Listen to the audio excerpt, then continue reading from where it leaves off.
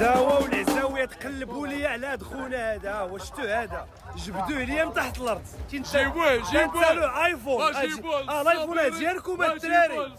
هاد خونا هذا هذا الفوق.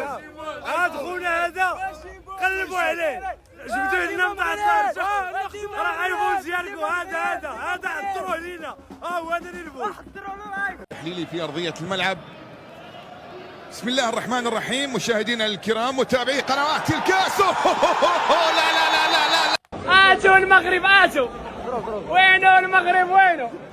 نتكلموا ليش ما نتكلموا الان؟ اتوا المغرب اتوا. باقي ما انتهت المباراه. وانتهت المباراه. يخرب بيت الاحراج يا جماعه. انا قبل بثواني كنت عم بحكي انه المنتخب المغربي هذا كثير ضعيف، ولكن احتاجوا لهجمه واحده فقط مدروسه ومنظمه سجلوا الهدف الاول على السعوديه.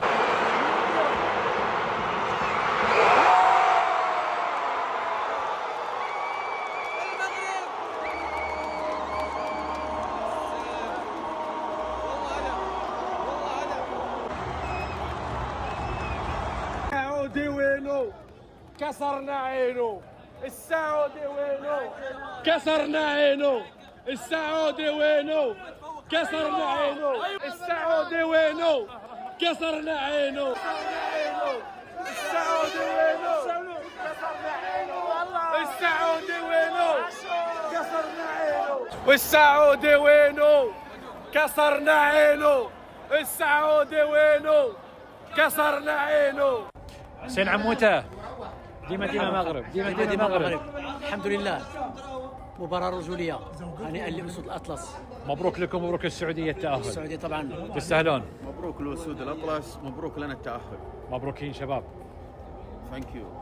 حط يدك فوق يدنا يا ناصر كذا. بسم الله الرحمن الرحيم.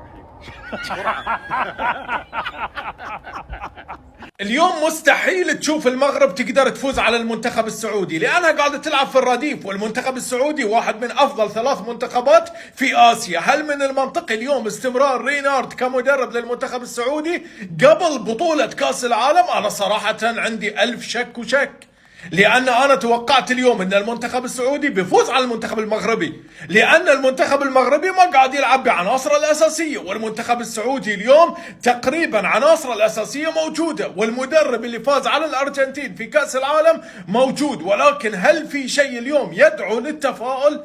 أسألكم بالله، هذه أداء المنتخب السعودي؟ أنا ما عمري شفت المنتخب السعودي مو قادر يطلع كرة يا جماعة الخير. من زمان دائما وابدا بناء اللعب والتنظيم والاستمراريه كانت عند المنتخب السعودي، واذا كان عنده شوي هبوط في المستوى يرجع مباشره. ولكن اليوم امام رديف المنتخب المغرب انا ما اشوف شيء يطمن مع رينارد. هاتوا المغرب، هاتوا المغرب، هاتوا المغرب، هاكوا المغرب. يدان اللي داني واوينو. اركع يا سعودي للمغرب وغني له وديما مغرب. برافو الرجال، برافو الرجال، برافو الابطال. والله تفرحتونا قسما بالله، فرحتونا وفوجتوا علينا وفرحتوا بالراي ديال بلادنا. وعجبتني النفس ديال المغاربه. ما يمكنش المغاربه ما تمسهمش بلادهم، المغاربه ما تقيسهمش بلادهم. ماتش كبير، ماتش كبير. عرفتوا شنو؟ ما غتسلط ليهمش، ما غدوز ليهمش. المنتخب الرديف لعبنا معهم، منتخب الرديف ضد المنتخب الوطني السعودي الاول وربحناكم. هاتوا المغرب عاوتاني، ديما مغرب. بغيتوا المغرب غتلقاوه، تقلبوا على المغرب غتلقاونا ديما. الحمد لله مغاربه رجال، مغاربه رجال. ياس. على اي اساس تفرح؟ على اي اساس؟ العب معك بالفريق الثاني تحصيل حاصل، ولا وباب واحد الاحصائيات كلها لنا، وتلعب 10 مدافعين يا رجل، يا رجل ب10 مدافعين ومضيع بلنتي وعلى اعصابك لاخر دقيقه. الوعد الاقصيات وستعرف حجمك. هاتوا المغرب، هاتوا المغرب يا سعودي. سلام عليكم. تدري يا سعودي ان اللعابه اللي لعبنا معكم بيهم الصغير فيهم قد وليد الرقراقي، زعما انت ما تدخلوش الناس هذه مدوسه. يا عيال اسمعوا. هلا يا رمانه والحلوه زعلانه، والحلوه زعلانه. مين راضيها؟ انا اراضيها. الحلوه زعلانه مين راضيها انا اراضيها هلا يا رمانه الحلوه زعلانه. وين الصراحه الف مبروك للمغرب. للامانه المغرب بالصف الثالث فاز على المنتخب السعودي. للامانه انا تكلمت في فيديوهات كثير وقلنا لكم ان المنتخبات اللي نفس المغرب نفس الجزائر هذول عمالقه في كره القدم، عمالقه، ولكن ما حد صدقني. الان صدقتوني يا اخوان. يا اخوان اذا الان امام المنتخب المغربي والصف الثالث ايش راح نسوي بكاس العالم امام الاوروغواي واسبانيا؟ هنا بنقول لكم امكانيه، احنا ما عندنا هذه الامكانيه، يعني الامكانيه المنتخبات الافريقيه افضل وهي اللي راح تنافس بكاس العالم. اما شوف احنا بصف ثالث يا رجل وفازوا ولا متصدرين مجموعتهم، متصدرين المجموعه الثانيه. فهنا الامكانيات اللي انا اتكلم عنها. المنتخب السعودي اليوم ما هم موجود ولا حضر. نعم نتاهل ولكن ما في حضور اليوم المنتخب السعودي ما في حضور. المنتخب المغربي بالصف الثالث يفوز علينا. ما هذه المصيبه وقلنا لكم من زمان ان امكانيات المنتخبات الافريقيه مختلف عننا كثير.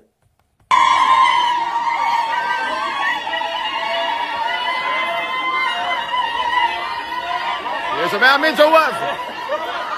شوفوا يا جماعه هذه سليمان.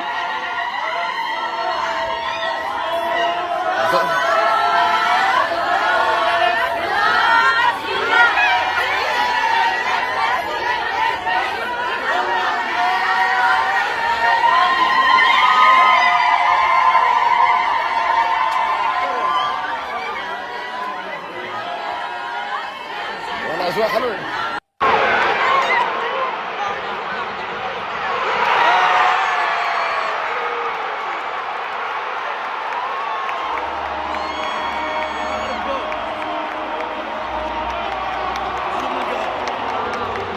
مبسوط.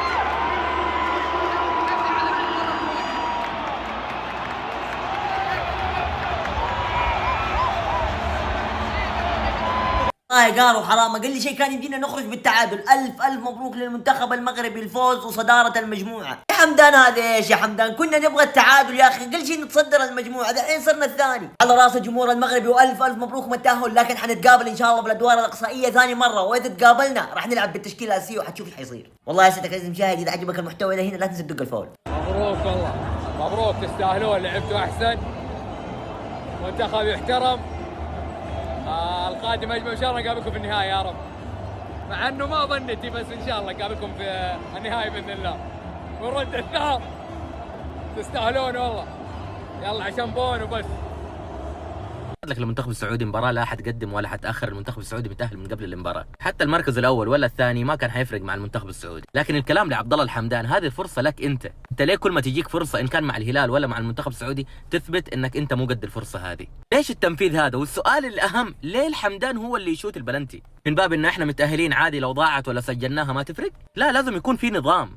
المسدد في المنتخب السعودي الفترة الأخيرة هو فراس البريكان ومتواجد في الملعب. طيب عبد الله الحمدان هو اللي يشوتها بالطريقه هذه؟ من وجهه نظري المفروض انه اللقطه هذه ما تمر مرور الكرام ابدا. الشعار اللي على صدرك شعار المنتخب، يعني المفروض انك تفكر في الفكره هذه 10 مرات قبل ما تنفذها.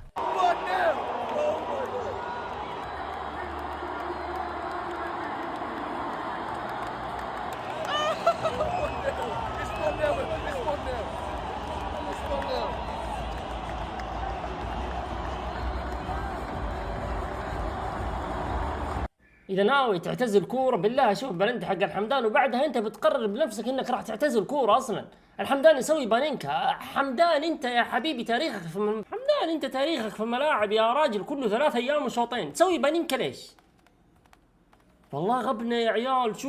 شوف ريان مسكين، ما حد مصدق يا راجل، والله ما حد مصدق ايش اللي قاعد يصير في الملعب. المنتخب السعودي خسر من المنتخب المغربي وبيقول لك اصل احنا ريحنا سالم الدوسري وكنه نجوم المنتخب السعودي. انت ريحت سالم وكنه، طب منتخب المغرب ريح لك دول زي ما انت شايف كده، ريح لك بونو، ريح لك سايس، ريح لك نايف اكرد، ريح لك اشرف حكيمي، ريح لك مزراوي، ريح لك الشيبي، ريح لك مرابط في نص الملعب، ريح لك صبيري وعز الدين اناحي، ريح لك الزلزولي، ريح لك دياز، ريح لك النصيري، ريح لك كل النجوم دي وبيلعبك بالصف الثالث او الرابع كمان، مريح لك الاساسيين ومريح لك البدله بتوعهم. المنتخب المغربي لن تتأهل الى الدور القادم الا بامر السعودي، لن تتأهل الا بامر السعودي، ولكن نحن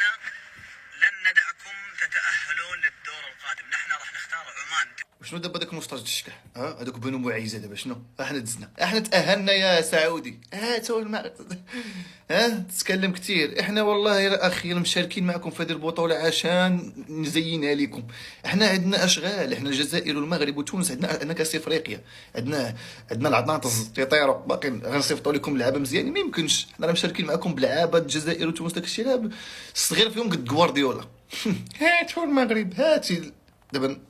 راجل لاعب المنتخب المغربي كريم البركاوي يعتذر للجمهور السعودي، يقول هذه الحركة لم أقصد الجمهور السعودي، أحب السعودية بلدي الثاني، لعبت في دوري روشن مع الرايد، أحب الأندية السعودية، والآن أنا محترف مع الظفرة، وقد أكون يوما ما أعود إلى الدوري السعودي. كريم بركاوي ترى حنا نحبك، وانت كنت في الرائد سنوات يا البركاوي، في ليالي رائد التحدي، بس الحركة هذه حتى وإن طلعت معتذرا لن نسمح لك، لأن السعودية خط أحمر.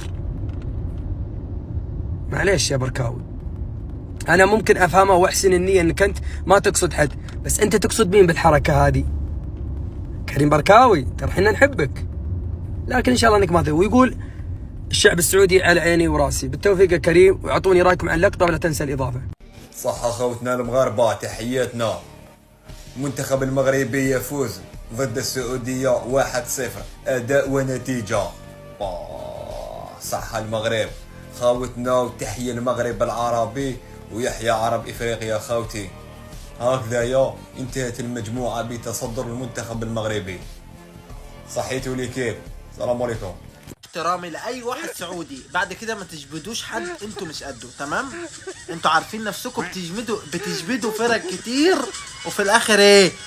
بتاخدوا على وشكم، فبلاش تجبدوا الناس. العبوا بقى، العبوا ورونا لعبكم. المنتخب المغربي بالصف الثالث يسوي هذه الاشياء كلها؟ أيعقل؟ انتوا تخيلوا المنتخب المغربي امام المنتخب السعودي اخذ المباراة كلها واخذ الشوط الاول كلها. المنتخب السعودي اخذ اول 10 دقائق. صالح ابو الشمات انت لحالك انا ارفع لك القبعة. صالح ابو الشمات انت اساسا مستقبل. ولكن بالنسبه لعمري بوشل، وينكم يا عمري بوشل؟ ايش قاعد تسوون بالهدف؟ ولكن كلمه وقلتها وانا ما راح اتراجع عنها، المنتخبات الافريقيه قويه، وقلت لكم المنتخبات الافريقيه تفرق عنا بمراحل كثيره. منتخب المغرب بالصف الثالث، المنتخب المغربي بالصف الثالث، واعيدها 3 مرات، المنتخب المغربي بالصف الثالث، والمنتخب المغربي بهذا الصف مستعد انه يوصل للنهائي، مستعد انه يوصل للنهائي. يا اخوان لا تستهينون المنتخبات الافريقيه، المنتخبات الافريقيه قويه ولا حد يستهين فيها. هاتوا المغرب، هاتوا المغرب. انتوا جبتوا المغرب ولا ايه؟ انا كنت بهزر يعني، مش لازم تجيبوا المغرب قوي كده يعني. انا بضحك بهزر، بس بقول هاتوا المغرب كده ضحك بس. لا تستفز الاسود. انا قلت لكم انه المنتخب المغربي هيرد في الملعب على بقى التصريحات بتاعت احنا هنفوز على المغرب 5. في واحد قال كده، اخ سعودي قال لك احنا هنفوز على المغرب 5، وواحد تاني قال لك احنا مش هنصعد المغرب، احنا هنصعد عمان، يعني هو اللي بيختار مين اللي يصعد يعني. وكلام واحنا هنفوز على المغرب سواء المنتخب الاول او الثاني. طب المنتخب الثاني عمل فيك كده، امال الاول يعمل ايه بقى؟ يعني لو حكيمي جاب الرجاله وجه كان حصل ايه؟ لا حول ولا قوه الا بالله. يا ساتر، هذا بركاوي لاعب نادي الرايد، لاعب المنتخب المغربي، يحتفل امام المنتخب السعودي بهذه الطريقه.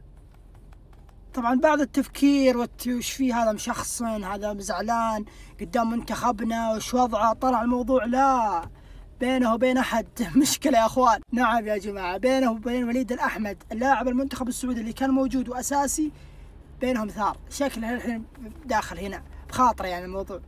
وليد الاحمد احتفل نفس الطريقه امام الرايد من كان بركاوي موجود معاهم الموسم الماضي من هبطوا، فوليد الاحمد احتفل نفس الطريقه، واليوم البركاوي رد الحركه بس مع المنتخب المغربي ضد المنتخب السعودي. هو عمم الموضوع، لان الرايد في دوري يلو ووليد الاحمد في دوري روشن، فقال هذه فرصه يا اني اسجل واسويها ولا ما راح تجي بالمستقبل ممكن. فعشان كذا هذا الرد اللي كان موجود بين البركاوي ووليد الاحمد. وما اتوقع المنتخب السعودي له دخل، لانه هو اصلا محترف، واكيد انه لاعب كبير وعارف ما له دخل منتخبات الموضوع. نهاية المباراة بين السعودية والمغرب، فوز المغرب على السعودية ب1-0. الصراحة كانت المباراة جميلة مرة، أسطورية، كل الفريقين أدوا أداء عظيم جدا. بوجهة نظري إنها أفضل مباراة في كأس العرب إلى حد الآن. صراحة المنتخب السعودي ما قصر، قدم أداء عظيم جدا وجبار، وكانت له فرص كثيرة والله. ولكن ما حالفه الحظ. يعني مثل بلنتي الحمدان، كنا نتمنى الفراس البريكان هو اللي يسدد البلنتي، مع ان الحمدان احس انه يتفلسف زياده والله، ما كان له يعني داعي انه يشوت البلنتي بالطريقه هذه. يعني الفريق متاخر 1-0 وتشوت البلنتي بالطريقه هذه، ولكن الحمد لله أنا متأهلين، وبإذن الله أن نحقق كأس العرب، ونشوفكم بإذن الله في نهائي كأس العرب.